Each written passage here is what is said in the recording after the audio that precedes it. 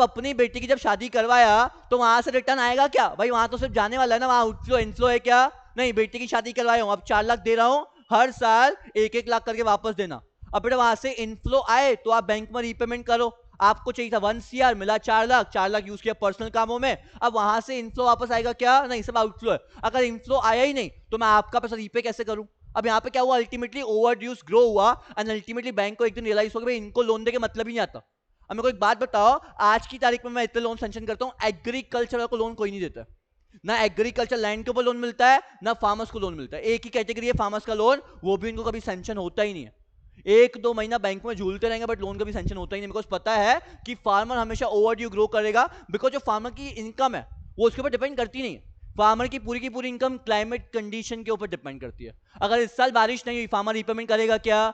तो भाई bank charity थोड़ी ना खोल के बैठी है, बैंक बोलती है पैसा दिया अगले महीने से रीपेमेंट चाहिए, ये लोन अगले महीने से पैसा रीपेमेंट में चाहिए। अब आप रीपेमेंट करोगे ही नहीं तो बैंक के पास क्या होगा? NPA. What is the full form of NPA? 2 दिन से अपन से फुल फॉर्म ही डिस्कस कर रहे हैं। चलो अब मेरे को एक नॉन बात बताओ, प्रॉफिट। कल 2 फुल फॉर्म मैंने आपको बताए थे, एक था डीबीआर, डेप्ट बर्डन रेशियो, ठीक है, एक था NBFC, non banking financial companies और कॉर्पोरेशन, एक है बेटा आपका NPA. What is the full form of NPA? Non, ठीक है, नॉन उसके प्रॉफिट बाद organisation. Non profit association. Non profit association, थप्पड़ मारूंगा NPA, non profit association. Sir वो आज ही आया ना ध्रुव, इसलिए हो रहा है ऐसा। यस गाइस, एनपीए का मतलब होता है non performing assets, non performing assets. अब मेरे को एक बात बताओ, कभी बैलेंस शीट देखी है? देखी होगी होशियारो अकाउंट्स में, ठीक है। अब इस बैलेंस शीट की बात करते हैं, एक साइड असेट्स और दूसरे साइड लायबिलिटी, ठीक है। अब जिनसे पैसा फ्यूचर में रिसीवेबल है, they are my debtors. Who are the debtors? From whom money is receivable in the future, ठीक है। अब मेरे को एक बात बताओ, जिसको पैसा दिया हुआ हो और जिनसे पैसा रिसीवेबल है फ्यूचर में, वो मेरे कौन है? Debtors. Debtors are those from whom money is receivable in the future. अब जिसको मैंने लोन बांटा उनसे पैसा आने वाला है, ठीक है, तो वो लोग कौन है मेरी बैलेंस शीट में? डेटर्स, ठीक है। अब ऐसे कुछ डेटर्स जो पैसा वापस नहीं देंगे, अब डेटर्स मेरे एसेट्स हैं, ठीक है। अब डेटर्स किस में कन्वर्ट हो गए? बैड डेब्ट्स में, ठीक है। अब ये लोग मेरे को पैसा वापस देंगे क्या? नहीं देंगे, तो ये ऐसे एसेट है जो कभी परफॉर्म करेंगे ही नहीं, this are the non performing assets, ठीक है। थोड़ा बैंक के एनपीए बढ़ते जाते हैं। अब मैं आपको पीएनबी की बात करता हूं, ठीक है। पता है पीएनबी का फुल फॉर्म क्या है? Punjab national bank. अब पंजाब नेशनल बैंक में उस दिन मैं सीए राहुल गुप्ता के साथ बैठा हुआ था, ही सेड कि पंजाब नेशनल बैंक ने इस बार पंजाब नेशनल बैंक का NP stands for net profit, ठीक है। पंजाब नेशनल बैंक का एनपी इज दिस ईयर 50% का एनपी है। अब व्हाट इज द 50%? टर्नओवर का 50% इज नेट प्रॉफिट है उसका। जितना पंजाब नेशनल बैंक का इस साल टर्नओवर है उसका 50% उसका नेट प्रॉफिट, मतलब पंजाब नेशनल बैंक ने बहुत ज्यादा कमाया पिछले 2 सालों में, ठीक है। उसका 50% नेट प्रॉफिट। उनके जो सीए हैं, वो राहुल गुप्ता वहां के सीए हैं पंजाब नेशनल बैंक के, ही सेड कि सर मैंने सिर्फ 4% एनपी शो किया है, मतलब 46% का घपला है बैलेंस शीट में। 4%, आप 50% का एनपी कितना शो कर रहे हो? 4%, 46% का घपला। मैं बेटा ये कहां से सेटल किया सर, इतना कैसे सेटल किया? सर एनपीए दिखा दिया। NPA what? मतलब जितने लोग हैं वो रीपेमेंट नहीं कर रहे। रीपेमेंट मतलब क्या? बैंक का लॉस। अगर more the losses less the profit, higher the expenses lesser the profit, and lesser the profit lesser the tax, तो 50% का एनपी 4%, बाकी पूरा 46% एनपीए। नॉन परफॉर्मिंग मतलब मैक को लोन दिया, मैक ने रीपेमेंट नहीं, बेचारी भले रीपेमेंट कर रही हो बट उसका रीपेमेंट अकाउंट सेटल हो चुका है एनपीए के तहत, ठीक है। मैक का रीपेमेंट नहीं है, एनपीए। मतलब तुम लोग मेरे डेटर्स हो बट तुम लोगों ने फीस नहीं दिया, एनपीए। बैलेंस शीट को चोट। मैं अपना प्रॉफिट भी गिरा सकता हूं with the help of NPA. अब जहां मेरा एनपीए दिखाया, एनपी नीचे आ जाएगा, अल्टीमेटली टैक्स नीचे हो जाता है, ठीक है। तो this are the things which banks do. नहीं, मैं जीएसटी भर रहा हूं, तो जब मैंने जीएसटी भर चुका है तो मैं कुछ सेटल कर नहीं सकता, सेल्स दिखा चुका हूं।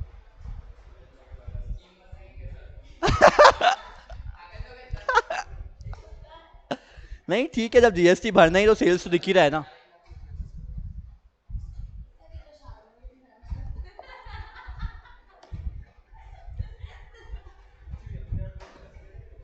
ठीक है गाइस, क्लियर हुआ क्या? चलो मेरा नेक्स्ट बात करते हैं, ग्रोइंग ओवरड्यूज के बाद।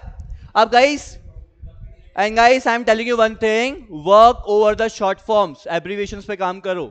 इसके बाद 12 के बाद जब जाओगे कहीं भी, जब ऑफिशियल बीएम्स होती है, दैट इज बिजनेस मीटिंग्स, ठीक है. जब ऑफिशियल बिजनेस मीटिंग होती है, no one talks like this. वो आपको एनपीए, एनपी, डीपीआर ऐसी बात करते हैं. तो you must know the abbreviation, हर चीज का पता होना चाहिए. अरे हाँ, जब जब तक बात नहीं करो तब डेवलप नहीं होती है स्किल्स. ये स्किल जब एब्रीविएशन, तुम लोग बस बिकॉज का BCZ यूज कर रहे हो.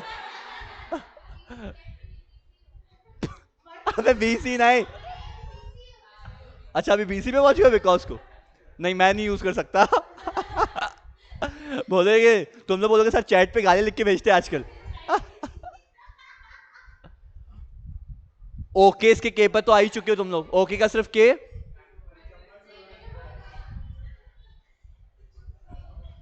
मैंने बहुत सारे शॉर्ट फॉर्म्स तुम लोगों से सीखे हैं, और महक से मैंने एक शॉर्ट फॉर्म सीखा है, GGD, गौर गोपाल दास. ठीक है, चलो भाई. उसका growing over use, the problem of over use in agriculture and credit continues to be the area of the concern. The basic reason for growing over use are is the poor repaying capacity of the farmer. As a result, the credit agencies are becoming cautious and the granting loans to the farmers. अब बेटा जितनी भी credit agencies हैं उनकी इच्छाएं नहीं है कि हम लोग फार्मर्स को लोन दें, बिकॉज सारे के सारे क्या है, एनपीए, नॉन परफॉर्मिंग असेट्स. उसके बाद agriculture loan are default rates has been chronically high and it is lead to the farmers deliberately refusing to pay back the loans. अब बेटा कैसा है, अब कुछ लोग होते हैं जो ब्याज पे चलाते हैं, पता है, मनी लेंडर्स. अब मार्केट से उनका इंटरेस्ट पूछो. मैंने किसी उस दिन पूछा था कि भाई मेरे को इतना पैसा चाहिए ब्याज पे, तो कितना इंटरेस्ट. बोले सर आपके लिए 8%, 1% पर मंथ. मैं कोई और ले तो सर 6%, 8%, 10%. मैं सर तभी तो तुम्हारा पैसा वापस नहीं आता. अब तुम लोग किसी को 25 लाख रुपए दे रहे हो और उसको आप बोल रहे हो 5% पर मंथ का इंटरेस्ट. 25 लाख रुपए 5% कितना, कितना 1,25,000 रुपए. 1,25,000 बंदा सिर्फ ब्याज भरे आपको 25 लाख का, तो वो रीपेमेंट क्यों करेगा. वो तो आपको बोलेगा 3-4 महीने में आ गया तेरे पास तेरा पैसा, तो मैं रीपेमेंट क्यों दूं. आप उससे 1-8% मांगो तो आपको दे भी. तो बेटा कैसा होता है, एनपीए कब ग्रो होता है, जब सामने रियलाइज करता है मैंने बैंक से 4 लाख लोन दिया, ठीक है, 2-3 लाख तो मैं इसको इंटरेस्ट दे चुका हूं, बैंक में से कमा चुके, अब मैं इसको रीपेमेंट क्यों करूं. ठीक है, थोड़ा इसलिए जो रेट ऑफ इंटरेस्ट इतना ज्यादा हाई है, इसलिए फार्मर कभी रीपेमेंट करता ही नहीं है. अब मेरे को एक बात बताओ, आपने उसको लोन दिया 4 लाख, आप उससे रीपेमेंट मांग रहे हो पूरा 8 लाख का विद इंटरेस्ट, तो वो डबल क्यों भरे. तो फार्मर सोचता है 3-4 लाख भर दिया ना, बैंक को मैंने दे दिया, मेरे कर्म हो गए सही, अब बाकी बैंक देखेगी, तो रीपेमेंट आता ही नहीं है कभी. फार्मर अपना इंटरेस्ट देके छोड़ देता है, बिकॉज रेट ऑफ इंटरेस्ट इतना है. तो बैंक ने इसके ऊपर भी काम किया, रेट ऑफ इंटरेस्ट को गिराया जाए एंड फार्मर्स का रीपेमेंट है, बट फार्मर्स का रीपेमेंट आता ही नहीं है, बिकॉज फार्मर का जो इनकम है that is not stable. The income is completely depend over what, climatical conditions. Yes.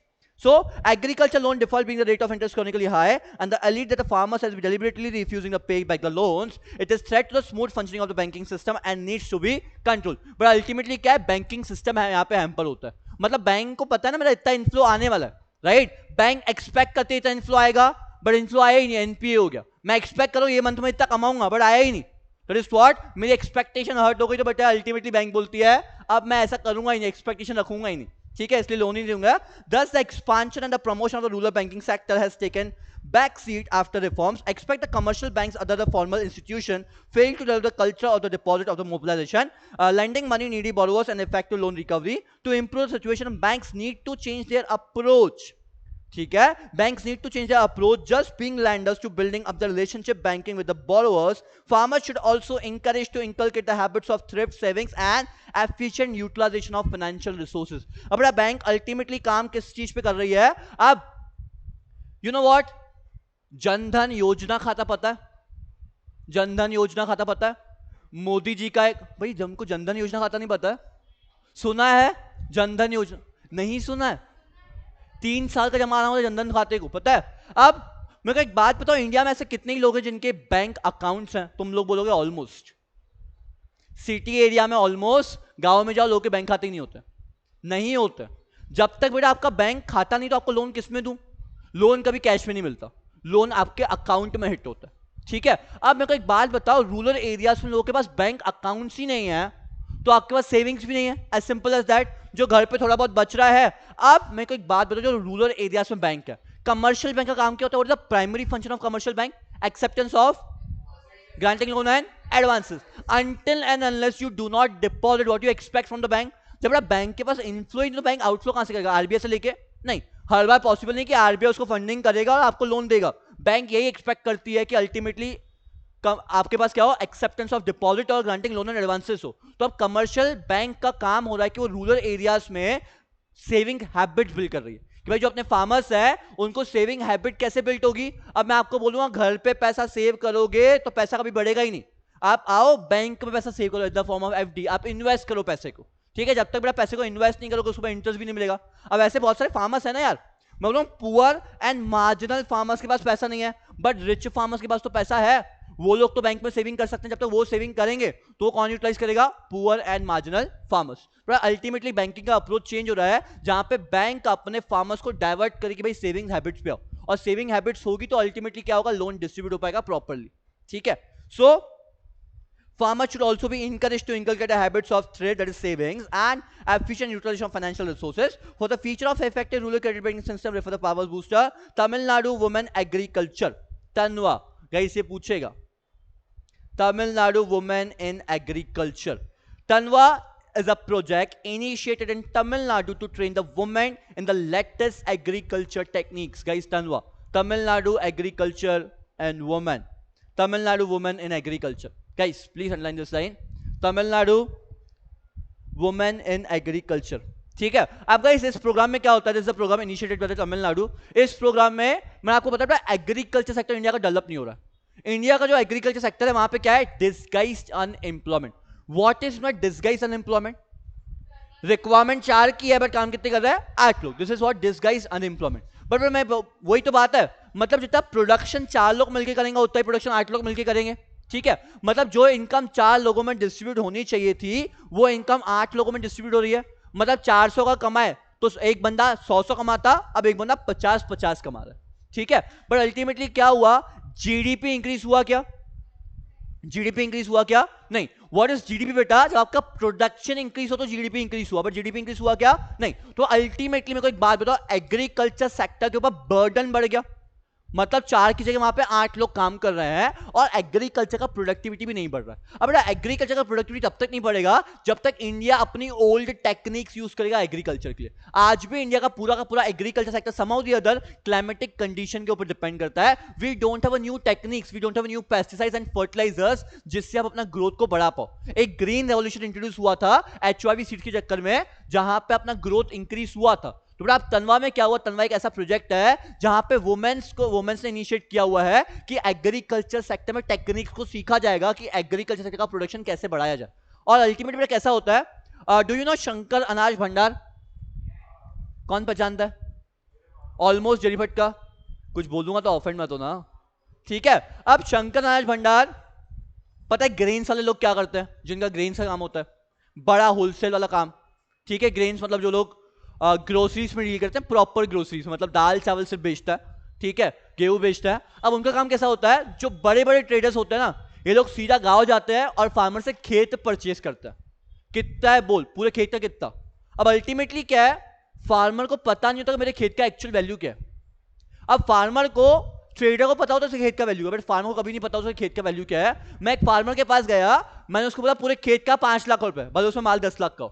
अब फार्मर को पता ही नहीं है 5 लाख कैसा होता है, उसने कभी जिंदगी में एक साथ 5 लाख देखा ही नहीं एक्चुअली। मैंने उसको 5 लाख रुपए कैश दिया, मैं जितना यहाँ पे क्रॉप्स होगा पूरा का पूरा क्रॉप्स मेरे को बेचेगा। अब अल्टीमेटली मैंने क्या किया? फार्मर को एक्सप्लॉइट किया। अब बड़े बड़े ट्रेडर्स फार्मर्स को एक्सप्लॉइट करते, बेटा फार्मर्स के पास मार्केट ही नहीं है। अब आप कलमना मार्केट अपना पता है? कलमना मार्केट नागपुर में जैसे कलमना मार्केट जहां पे ग्रेन्स बिकती है होलसेल रेट पे, ठीक है। बट ये सिर्फ नागपुर में, बड़ी बड़ी सिटीज में ऐसा मार्केट है, गांव में मार्केट है क्या? अब फार्मर्स कभी कभी शहरों तक पहुंच ही नहीं पाते कि अपना माल बेच पाए, तो अल्टीमेटली फार्मर्स का इसमें बहुत बड़ा लॉस है। अभी बीच में फार्मर्स का बहुत बड़ा प्रोटेस्ट चल रहा है पंजाब में। क्यों चल रहा है प्रोटेस्ट? एमएसपी होता है, मिनिमम सेलिंग पॉइंट, ठीक है। अब एमएसपी में क्या होता है? गवर्नमेंट पूरा का पूरा प्रोडक्शन फार्मर से परचेज करती है एक पॉइंट पे, मिनिमम सेलिंग पॉइंट, मतलब कम से कम इतने में हमको बेच दो, और इसके बाद पूरा प्रोडक्शन गवर्नमेंट खुद बेचती है। अब फार्मर्स को पता है कि अगर हम लोग मार्केट जाके यही क्रॉप्स बेचेंगे तो महंगे में बिकेगा, बट गवर्नमेंट क्या बोल रही है, इस रेट में हमको बेच दो। अब कुछ टाइम पहले 2005 की बात है, अब लेस का डील हुआ था पंजाब के फार्मर्स के साथ। दिल्ली से लेके कुरुक्षेत्र एंड टिल अमृतसर पूरा पंजाब है, starting from Delhi and and set Amritsar पूरा पंजाब है, उसके बाद पाकिस्तान, ठीक है, वाघा बॉर्डर आगे पाकिस्तान। अब दिल्ली से लेके दिस इज अमृतसर तक पूरा यहां पे वीट प्रोड्यूस होता है। 2005 में लेस ने डील किया था दिल्ली से लेके पूरा अमृतसर तक, फार्मर्स को बोला गया था, इंसिस्ट किया गया था कि आप लोग पोटैटोस प्रोड्यूस करो सिर्फ लेस के लिए, ठीक है। 2005 में लेस ने डील किया था अपने फार्मर्स के साथ, पंजाब के फार्मर्स के साथ, कि आप हमारे लिए पोटैटोस प्रोड्यूस करो, will buy the potatoes at ₹25 per KG. तेजी मत दी हमारी, अगर आपका 30 हो जाए तो आपका लॉस, अगर 20 हो जाएगा हमारा लॉस, ठीक है, समझा, समझा, तेजी मत दी हमारी। अगर 30 हो गया उनका लॉस, 20 अगर 20 हो गया तो लेस का लॉस। अब ये इनका साथ हुआ था। अब इसके बाद क्या हुआ, 2005 में लेस को बहुत अच्छा पोटैटोस प्रोड्यूस किया गया और पहुंचाया भी गया। 2006 जहां पे लेस रियलाइज्ड कि इंडिया में market price of retail price of potato is ₹10 पर केजी, बहुत बड़ा लॉस लेस का। अब लेस ने क्या किया, लेस प्रोडक्शन ले तो रहा था बिकॉज कॉन्ट्रैक्ट बन चुका था, अब कॉन्ट्रैक्ट अगर तोड़ते तो वॉइड हो जाता एंड लेस के ऊपर केस हो जाता, ठीक है। अब लेस ने क्या किया, हमेशा पूरा प्रोड्यूस लेके और बोलता था जो 90% ऑफ पोटैटोस है, लेस बोलता था 90% आपको जो पोटैटोस है वो खराब है, हमको चाहिए नहीं, क्वालिटी खराब है, अगर खराब क्वालिटी का पोटैटो लेंगे तो हमारा लेस भी खराब प्रोड्यूस होगा। तो 90% रिटर्न होता था। तो उसके बाद फार्मर गॉट रियलाइज कि इसके बाद हम लोग ऐसा कोई कॉन्ट्रैक्ट करेंगे ही नहीं, बिकॉज जितनी बड़ी कंपनीज है वो कॉन्ट्रैक्ट में फंसा देती है, ठीक है। अभी जो मोदी जी का डील हुआ है अंबानीज और अडानीज के साथ, ठीक है, अंबानीज का पता है, रिलायंस ग्रोसरीज आने वाला है, रिलायंस स्मार्ट, ठीक है, रिलायंस स्मार्ट में Ambani is going to invest 10,000 crore retail outlets पे, 10,000 करोड़, जिसमें पूरा का पूरा डील फार्मर के साथ होगा। फार्मर से सस्ते रेट पे ग्रोसरी परचेज की जाएगी और जो मार्केट में बाकी के रिटेलर्स हैं उनसे कम दाम पे बेचा जाएगा under Reliance smart, because farmer से आपने परचेज किया ना एमएसपी पे, मिनिमम सेलिंग पॉइंट पे। अब फार्मर्स चाहते ही नहीं है कि वो मिनिमम सेलिंग पॉइंट पे बेचे, फार्मर्स की इच्छा है कि वो अपना प्रोड्यूस मार्केट आके खुद बेचे, बिकॉज उनके पास मार्केट अवेलेबल है आज की तारीख में, पहले मार्केट अवेलेबल नहीं थे। बिकॉज बेटा जो आज की तारीख में फार्मर्स हैं उनके बच्चे तो पढ़े लिखे हैं, भले फार्मर्स पढ़े लिखे नहीं, बेटा आज जो पंजाब में जितने भी उनके हैं बच्चे वो पढ़ लिख गए, कुछ लोग इंजीनियर्स हैं, डॉक्टर्स हैं, कुछ लोग कॉमर्स में एमबीए भी कर चुके, तो दे नो कि मार्केट एक्चुअली कैसे चलता है। तो अपने पेरेंट्स को बताते हैं ऐसा ऐसा होता है, तुम लोग भी मार्केट जाके बेचो। तो अल्टीमेटली अब फार्मर्स जाग चुका है, पहले फार्मर्स सोए हुए थे, अब फार्मर्स जाग चुके हैं, तो दे वांट कि वो अपना पूरा का पूरा प्रोड्यूस मार्केट आके बेचे, वो गवर्नमेंट को बेची नहीं, इसलिए वो प्रोटेस्ट चल रहा है। और गवर्नमेंट ने बोला अगर आपको चाहिए तो हम आपको एमएसपी बढ़ा के देंगे। एमएसपी कितना, पहले ₹2 था तो अभी ₹2.5, सिर्फ 0.5% आपका एमएसपी बढ़ेगा। तो क्या ही करेगा फार्मर एमएसपी बढ़ा के, 0.5% आपका एमएसपी बढ़ भी जाता तो क्या हो जाएगा। बट फार्मर चाहता है कि ये ₹2.5 की चीज मार्केट में ₹10 की बिकेगी तो मेरे को ज्यादा प्रॉफिट होगा।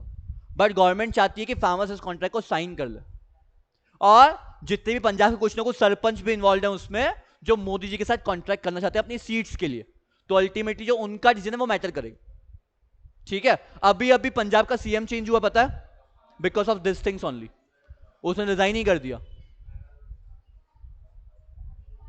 अभी कोई न्यू बंदा बैठा अब तक, अभी उसने रिजाइन किया, आई डोंट नो न्यू बंदा कौन है, अभी उसने रिजाइन किया, जो पुराना वाला सीएम था उसने रिजाइन कर दिया because of this reason. He knows कि अल्टीमेटली अगर कुछ भी हो तो सब कुछ लगेगा कि मैंने ही किया, सीएम नहीं किया वहां के, बिकॉज वो खुद बीजेपी का है, ठीक है। तो इसलिए पार्टी का प्रेशर में उसने रिजाइन ही कर दिया। तो गाइस ये होता है फार्मर्स के साथ। तो इसलिए जो रूरल एरिया में डेवलपमेंट है बहुत ज्यादा इंपॉर्टेंट, बिकॉज फार्मर्स एक्सप्लॉइट हमेशा किए जाते हैं और हमेशा किए भी जाएंगे जब तक कॉन्ट्रैक्ट साइन हो जाता है, बिकॉज जो उनके सरपंच वगैरह होते हैं ना वो लोग कॉन्ट्रैक्ट साइन कर लेते हैं, तो फिर दे इन्फ्लुएंस। अब गांव में तो ऐसा ही होता है ना, तो सरपंच की बात नहीं मानोगे तो फिर आपको गांव से बर्खास्त कर दिया जाएगा। अब गांव में ऐसा ही होता है, गांव में मानना पड़ता है, सिटी में हम लोग अपने इंडिपेंडेंट लाइफ जीते हैं, गांव में ऐसा नहीं चलता। आज भी आप, मैं बोल रहा हूँ दिल्ली से लेकर अमृतसर तक, I taken the name of 2 big cities, but बीच में कुरुक्षेत्र है, लुधियाना आता है, ये बहुत, उसके अंदर बहुत छोटे छोटे टाउन्स भी हैं जहाँ पे फार्मर्स को पता ही नहीं क्या होता है मार्केट में। हरियाणा है, अब यहाँ के तो फार्मर्स को पता ही नहीं है, मैं उसकी बीच की बात नहीं, हरियाणा जाओ, वहाँ के जो फार्मर्स हैं वहाँ पे अलग ही जट है, पता नहीं क्या हो रहा है दुनिया में, बट चल रहा है कुछ तो भी, ठीक है। यस, तो Tanwa is a project initiated by Tamil Nadu and train the women to latest agriculture techniques. It includes a woman to actively participate in raising the agriculture productivity and the family income. Woman is forming a farm women's group which function like SHG, self-help group, and many of the farm women grouping the creating savings in their group for functioning like a mini banks and through the microcredit system with the accumulated savings. But what is accumulated? जमा की हुई. Accumulate किया मतलब पूरा accumulate किया हुआ. Accumulated savings, they promote the small scale household activities like mushroom cultivation, soap manufacture, doll making and other income generating activities. The food grains, vegetables and the fruits we consume daily come from a different part of country. The mechanism through this which these goods reach different places depends upon the marketing agriculture goods. अब guys मेरे को एक बात बताओ, अब नागपुर में grains produce होते हैं क्या? नागपुर में ग्रेन्स प्रोड्यूस होते हैं क्या? नहीं. बट अपन ग्रेन्स खाते तो है ना. आशीर्वाद आटा 100% शुद्धता का वादा, पता है. अब ये सब कुछ बेटा कहीं ना कहीं तो प्रोड्यूस हो रहा है ना. अब अपने पास कैसे पहुंच रहे हैं? With the help of marketing technique. बेटा मार्केटिंग नहीं होता, अब गुड्स प्रोड्यूस कहीं और हो रहा है और कंज्यूम कहीं और हो रहा है, और पूरी कंट्री में कंज्यूमर प्रोड्यूस एक ही जगह होता है. पर अल्टीमेटली क्या है? This required marketing technique. But farmers के पास मार्केटिंग टेक्निक्स है ही नहीं. तो बेटा एक एजेंसी है जो फार्मर्स की मार्केटिंग को प्रमोट करती है, जो फार्मर्स के गुड्स को प्रमोट करती है, उनको हेल्प करती है मार्केटिंग करने में. आपका गुड्स कैसे बिकेगा? बिकॉज फार्मर्स की सारी टेक्निक्स है ही नहीं. तो ऐसी बहुत सारी एजेंसीज फॉर्म की गई है जिससे फार्मर को हेल्प हो अपने गुड्स को बेचने में. क्लियर हुआ? ठीक है. उसके बाद let us discuss the agriculture marketing system. बेटा what is agriculture marketing system? Rural people do not face the problem of with regards to the finance. Yes, rural people not only face the problem with regards to finance, but also encounter the difficulties of marketing their goods. Thus, issue of agriculture marketing needs urgent attention in the scheme of securing the rapid rural development. Meaning of agriculture marketing. अब guys, agriculture marketing is a process that involves assembling. Guys, ये underline करना. Agriculture marketing क्या होता है? फिर ये 4-5 keywords हैं. Yes, बेटा कार्तिक यहाँ ध्यान दे. ठीक है. Agriculture marketing is a process that involves assembling, storage, processing, transportation, packaging. Online कर रहे हो बेटा Sneha? Agriculture marketing involves assembling, storage, processing, transportation, packaging, grading and distribution of different agriculture commodities across the country. बेटा अपन ने marketing पढ़ चुका. What is marketing? Grading, packaging, transportation, selling, मतलब product को सेल से लेकर जितनी भी एक्टिविटी रिलेटेड है, that is what agriculture marketing. Product बनाने से लेकर प्रोडक्ट बेचने तक जितनी भी एक्टिविटीज हैं, पैक करना, grading. What is grading? Star रेटनर या स्टार 1 to 5 स्टार ग्रेडिंग. मतलब क्या? स्टैंडर्ड को मीट करना चाहिए ना. अब मैं बोल रहा हूं एक वीट का स्टैंडर्ड है, मतलब साफ सुथरा वीट होना चाहिए, स्टैंडर्ड ऑफ वीट. ठीक है. तो grading, distribution of different agriculture commodities across the country. Agriculture marketing system is an efficient way by which the farmers can dispose their surplus produce.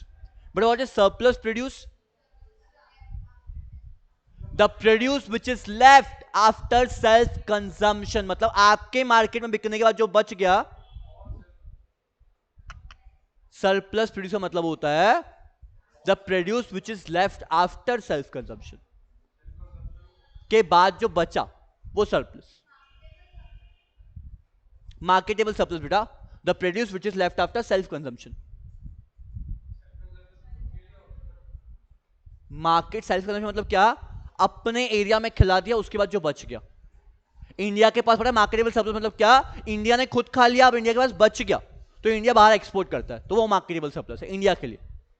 मतलब सेल्फ कंजम्पशन मतलब क्या? पूरी country की बात करें, पूरी कंट्री ने खा लिया, इसके बाद कंट्री में और बच गया. अब इंडिया में इतने सारे फ्रूट्स हैं, इंडिया में सारे फ्रूट्स मार्केटेबल सरप्लस में, बिकॉज इंडिया के लोग खुद फ्रूट्स कंज्यूम नहीं करते, बिकॉज लोग अफोर्ड नहीं कर पाते फ्रूट्स इंडिया में, खाना अफोर्ड कर लिया बहुत है.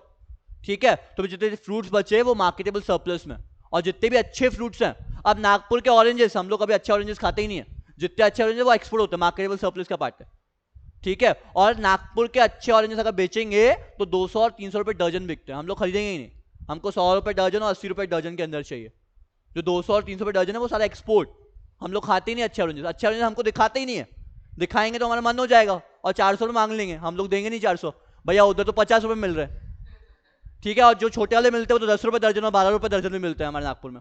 जब मंगलवारी बाजार लग गई या बुधवारी बाजार लग गई तो वहां 10 रुपए दर्जन, 10 के 12, तो हमको वो खाना पसंद होता है ना. Yes. So guys, agriculture market system. Agriculture market is a process that involves the assembling, storage, processing, transportation, packaging, grading, distribution of the different agriculture commodities across the country. Agriculture marketing system is an efficient way by which the farmers can dispose the surplus produce at a fair and a reasonable price. Underline karo. It involves the different activities for the movement of the farm produce from the producer to the ultimate consumer. Problem faced by the farmers. ठीक है. अब कौन कौन से problem problems farmer face करते हैं. The first is what? Manipulation by the big traders. अब हिमांशु, अब जब नितिन के पापा जाते होंगे ना, इनका बहुत बड़ा मैन्युपुलेशन है. मैन्युपुलेशन मतलब बिग ट्रेडर्स गए, पूरा का पूरा खेत परचेज किया, 10 लाख का खेत 5 लाख में. शंकर अनाज भंडार, मैं लिटरली बोलो शंकर अनाज भंडार ऐसा ही करता है. तेरे मामा कैसे है? नहीं, वो तो निहाल के मामा है. अच्छा, निहाल के सगे मामा है. निहाल वाधवानी को पहचानता है? ठीक है. अब ये लोग क्या करते हैं? बिग ट्रेडर्स जाएंगे, पूरा का पूरा खेत एक साथ प्रोड्यूस करते हैं. ठीक है. अब मेरे पापा के बहुत अच्छे फ्रेंड है तो बताते हैं, गए पूरा का पूरा खेत. हाँ, ब्लू लेबल तो इनका पूरा खुद का ही चलता है. ये लोग सीधा वहां जाते हैं. ब्लू लेबल मतलब जो ब्लू लेबल को चाय पत्ती आती है, इनका उसको खुली आती है, पैक भी यही लोग करते हैं. ठीक है. मेरे घर के पास इनका गोडाउन है, नारा घाट के पास. ठीक है. मैंने खुद देखा, अंकल खुद पैक करते, बोरे में डलवाते हैं, खुद पैक करते हैं अंकल. तो इनका पूरा खुद का ही प्रोडक्शन और मार्केटिंग चल रहा है. पूरा पूरा खेत परचेज किया, खुला आता है माल, फिर अपने उसमें डाला लेबल्स में और बेचते हैं. और पूरा इनका खुद का ब्रांड है आज की तारीख में. ठीक है. तो guys this is manipulation by the big traders. मतलब बहुत सस्ते में माल परचेज करते हैं. अगर ये लोग राइस परचेज करेंगे वहां पे 10 और 12 रुपए पर केजी, यहां बेचेंगे 50 और 60 रुपए पर केजी, बिकॉज बोरे में बिकता है. ठीक है. आप एक बार बोरे में पैक दो, इनके पास लूज आता है, एक बार बोरे में पैक हो तो 50 रुपए किलो हो जाता है. तो ग्रेन वालों के पास बहुत पैसा है. पूछो एक बार नितिन से. ठीक है. पूरी फैमिली यूके पढ़ सकती है एक बार में, है ना? ठीक है. यस. तो गाइस मैन्युपुलेशन मतलब बिग ट्रेडर्स. और उसके बाद और इनकी ऑयल वालों के साथ भी डीलिंग होती है बहुत बड़ी. ये लोग कच्चा ऑयल मंगाते हैं, पता है? ड्रम्स के ड्रम्स पूरे. कभी ड्रम में ऑयल देखा है? जो घर पे ड्रम्स होते हैं उसमें ऑयल आता है, फिर उसको रिफाइन करेंगे, फिर 15-15 लीटर में पैक होता है और वो भी अलग से बिकता है. मैन्युपुलेशन वाला बिग ट्रेडर्स. और शंकर वालों के पास नहीं है, बट मैंने ऑयल वालों को भी देखा है. हमारा तो पूरा इसका ही काम है, तो जितने भी दुकानदार सब पहचान के. हम लोग हल्दीराम से सबके पास तो जाते ही हैं, सब दुकान पे पहुंचते. तो मतलब बहुत बड़ा काम है इनका. वो नहीं कर सकता ना, पता है? हल्दीराम्स जरी भट्टा में क्यों नहीं पता है? इंदौर नमकीन वाले ने ऐसा किया था एक बार. इंदौर वाले ने हल्दीराम्स की मिठाई इंदौर के डब्बे में बेची थी. तो हल्दीराम ने उसके बाद कसम खा ली है कि जरी फटका में किसी को भी एजेंसी दूंगा, किसी सिंधी को एजेंसी नहीं दूंगा. मेरे पापा के पास 25 साल से है, इसलिए दी हुई आज तक वापस नहीं ली. बल्कि हल्दीराम ने कसम खा ली है जरी फटका में किसी को देने का ही नहीं, और सिंधी को तो पहले नहीं देने का. तो उन्हें कसम खा ली है हल्दीराम्स ने. ये लोग यही करते हैं. यहाँ से चांदूराम से पहले यही करता था. चांदूराम नो ऑफेंस, जो लोग जाते हैं या जिनके रिलेटिव्स है, चांदूराम आज भी हल्दीराम्स की आटा ब्रेड निकाल के अपनी पैकेट में बेचता है. बिकॉज जो क्वालिटी आटा ब्रेड की हल्दीराम्स के पास है, किसी के पास नहीं है. They do. बोलना मत कभी जाके, अंकल चिल्लाएंगे मेरे को. अंकल बताते खुद से, हमको पता है अंकल खुद से बताते. तो वैसे क्लास में बताऊंगा तो वो अलग है, अंकल खुद से बताते. कभी जाना अंकल आटा ब्रेड कैसे बनाते हो? अंकल बोलेगा पैकेट खोलता हूँ, उधर डालता हूँ, बन गई आटा ब्रेड. So easy. चांदूराम्स की ना, तो हल्दीराम्स की ब्रेड है ना, बिकती चांदूराम में. देखना साइज में कंपेयर करना, टेस्ट एज इट इज. मैंने खुद देखा हूँ अंकल को. अंकल से पूछेगा ना, अंकल बताते बहुत अच्छे हैं, अंकल खुद से बताते हैं. और पता है अंकल ज्यादा महंगी बेचते हैं. हल्दीराम की आटा ब्रेड 400 ग्राम 35 रुपए की आती है, और अंकल 40 में बेचते हैं. 35 की बेच रहे हैं क्या? अरे तो भाई मुझे पता है ना, हम लोग कुछ 32 में बेचते हैं. 3 रुपए की रिटेल मार्जिन है उस पर, तो भी पुराता ना. 1 रुपए पन्नी का कॉस्ट भी देखा तो 2 रुपए तो भी कमा रहे हैं. ब्रांडिंग अलग मिल रही है. चांदूराम की आटा ब्रेड अच्छी होती है हल्दीराम की. भाई रिटेल का धंधा 2-3 रुपए का ही है. अब हमको ब्रेड पे 1-2 रुपए ही बचता है, बट टर्नओवर बहुत बड़ा है. उतना एफएमसीजी है ना, उतना बिकता है ना माल.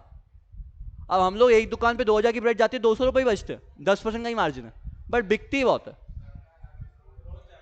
रोज जाती है, और प्लस टर्नओवर बहुत बड़ा है. सिर्फ बेकरी, टोस्ट, डोनट्स, ब्रेड्स.